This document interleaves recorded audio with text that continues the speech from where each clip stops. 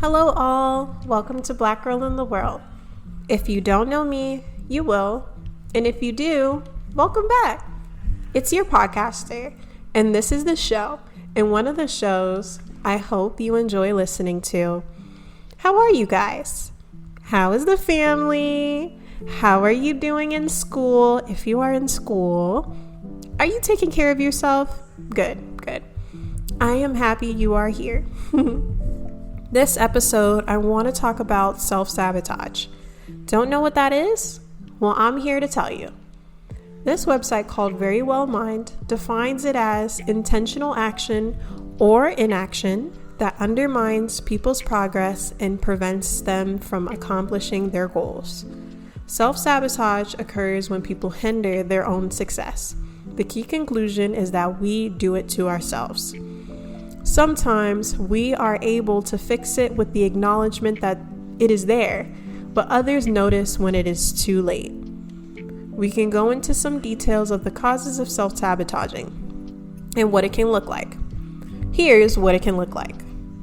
Canceling plans maybe right before they start or shortly after can make someone look careless and just inconsiderate.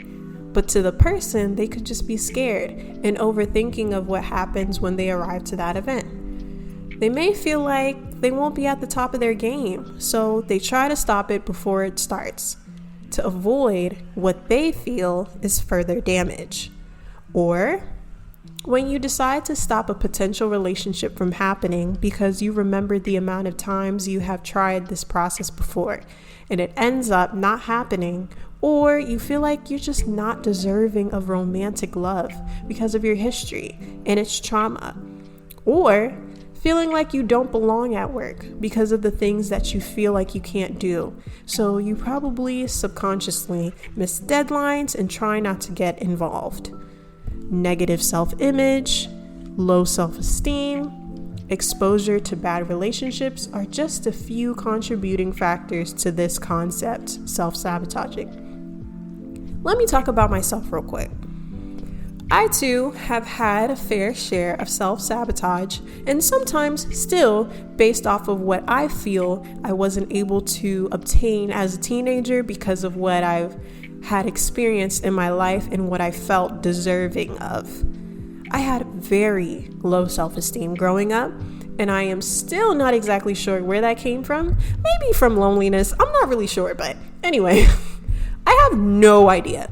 But all I know is that it was a darkness that sheltered and oddly comforted me for years. I was in an awkward space because I was just a little tween.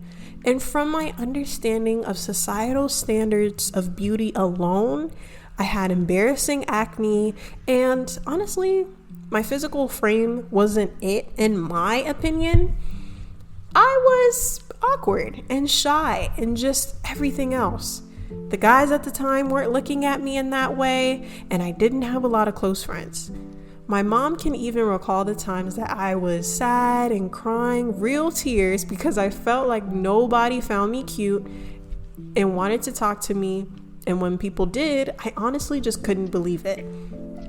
I didn't allow a safe space for myself where I recognized that these were the issues that I faced, but that it was going to be okay. But instead, I let that anger bubble over, and if not controlled, it will make you do things and say things you have never said before. And it could get better or worse. Even nowadays, I am still trying to refrain from pushing anyone away or saying things to scare anyone away just out of fear. Thinking that, man, they don't know me enough. That's why they are around me. So once they are with me and they know me, they will realize they no longer want me to be around anymore. Or what is there to like about me? There's nothing.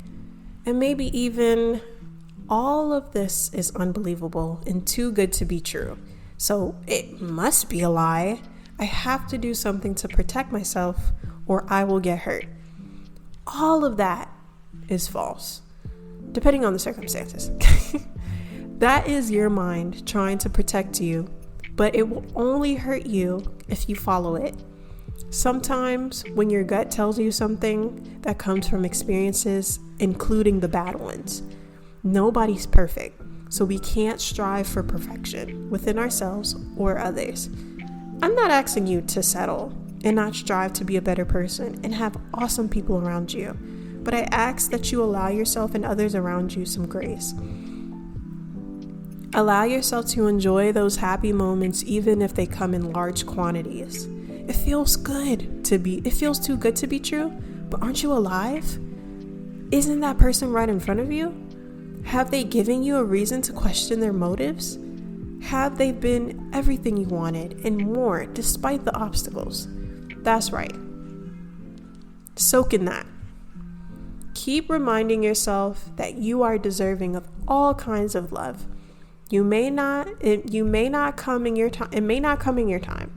But if you believe in God, it's His timing. And to put it in a different way, things come when you least expect it. When people would tell me this, I would be so annoyed because why doesn't it happen right now when I need it?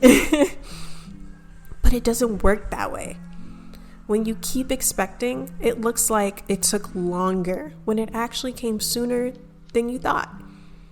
It's easier said than done, but life is so short when you think about it, and too short to ever think that you are not worth being around people you love and showing everyone how wonderful you are, because you are. If you think you self-sabotage, write this down, and let's think about these questions for a moment, shall we? Number 1, is your behavior aligning with your goals? Number 2, if not, what is stopping you from taking action to make your dreams come true? Number 3, is your behavior aligning with values that you currently believe?